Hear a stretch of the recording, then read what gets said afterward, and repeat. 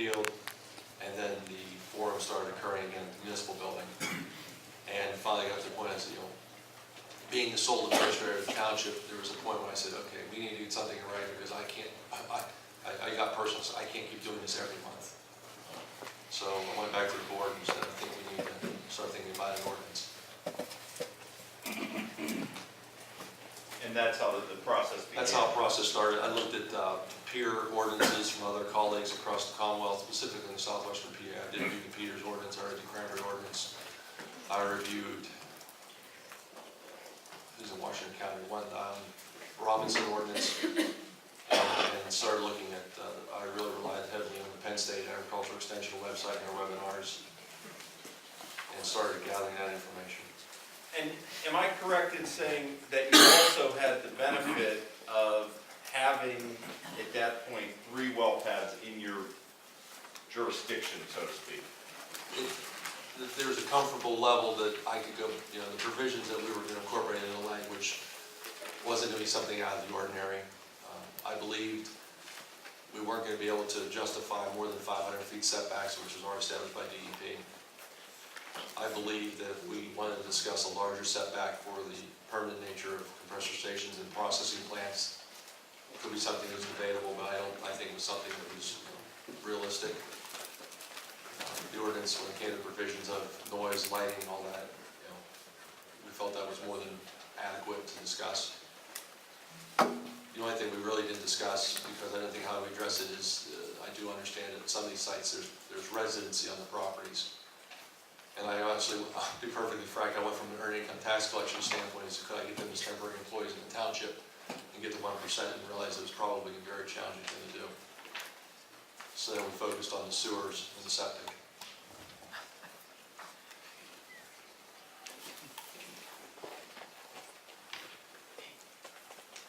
Of all the things you relied upon, you mentioned Act 13, did you also look at DEP regulations? As best as I can understand them, yes. You're not an engineer or a scientist? Okay. Did you understand that, so I don't lead you, who did you understand was responsible for regulating the operational features of an unconventional oil and gas well? I knew it wasn't a township, I presumed it was DEP. They're the one that issued the permits. So you didn't have a concern that by adopting this ordinance, the township would have to go out and hire technical people to oversee oil and gas? I and my colleagues knew that we would not have the technical wherewithal to go on the property and ascertain if a site was being properly drilled or hydraulically fractured or anything like that. That's not our purview. Did you have any notion, I guess you might have just answered my question, but let's be clear. Did you have any notion that that would ever be in your purview? No, and honestly, I wouldn't know any municipality would want that responsibility. Did Professor Daniel, or who was the corn guy? Anyway, we had a witness testify from Lancaster County about crops, that some of them were green and some of them were brown. Some of the corn was green and some of the corn was brown. Did you ever consider that you should get an airplane and fly over the corn in the township, that would be part of your responsibility in drafting an ordinance? All that would be really cool. No, I don't know if the board will authorize that expenditure. Did you ever consider that in drafting an ordinance, it would be your responsibility to obtain satellite photography showing the possible presence of liniments in the basement geological formation of the Earth's surface in conducting your research with respect to passing this, or to drafting and recommending this zoning ordinance? No. Why not? As a person who controlled the budget for 9 years for the Board of Supervisors, I shudder at the cost. Second of all, I don't believe the Oil and Gas Act gave municipalities that right to go and do that measurement type. Could you explain that position that you just said that gave municipalities what is your perspective with respect to what rights exist inherently in municipalities with respect to zoning? The right to zone, however, you have to zone for anything that's not yet identified. Act 13 said you no longer have the power to zone, which was subsequently repealed in part by the state Supreme Court, and said you have the power to zone. You have the power to set reasonable restrictions and regulations on where. But if you and at that time, I believe at that time it was still in play, but the PUC had the ability to look at our ordinance and critique it whether or not it was applicable or not, and could be repealed by that. I think that subsequently changed, I believe. But the concern was, you focus on the where. The colleagues were discussing what setbacks we could go beyond DEP regulations and not have appeals. But when it came to the operations on the property, that was solely and wholly reviewed and approved and regulated and inspected by DEP.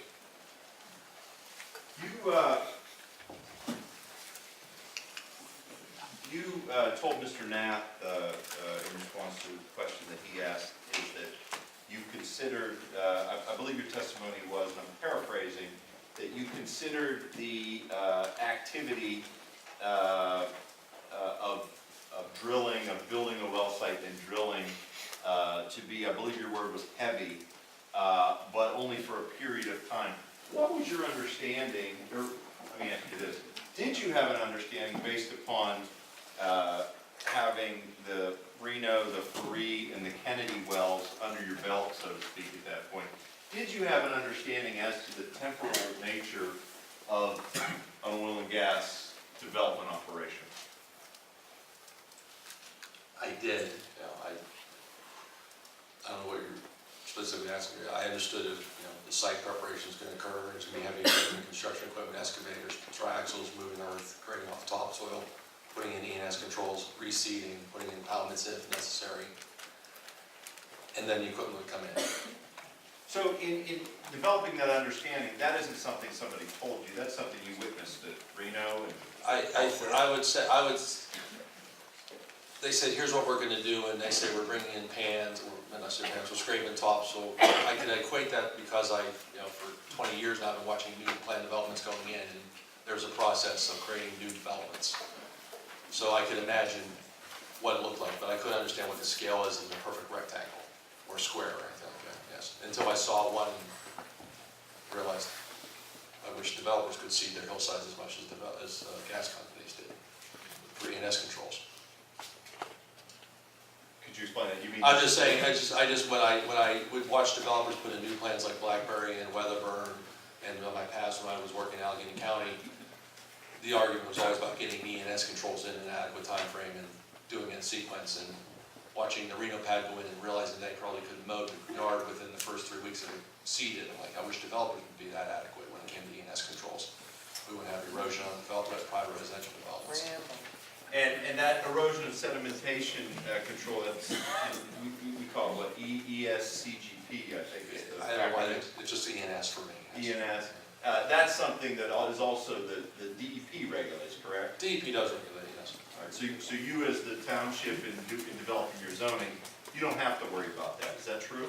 We don't have to worry about it, but we wanted to have an E&S plan in place so we could at least, if something looked amiss, we could at least call the local conservation district and alert them to why we think it's amiss.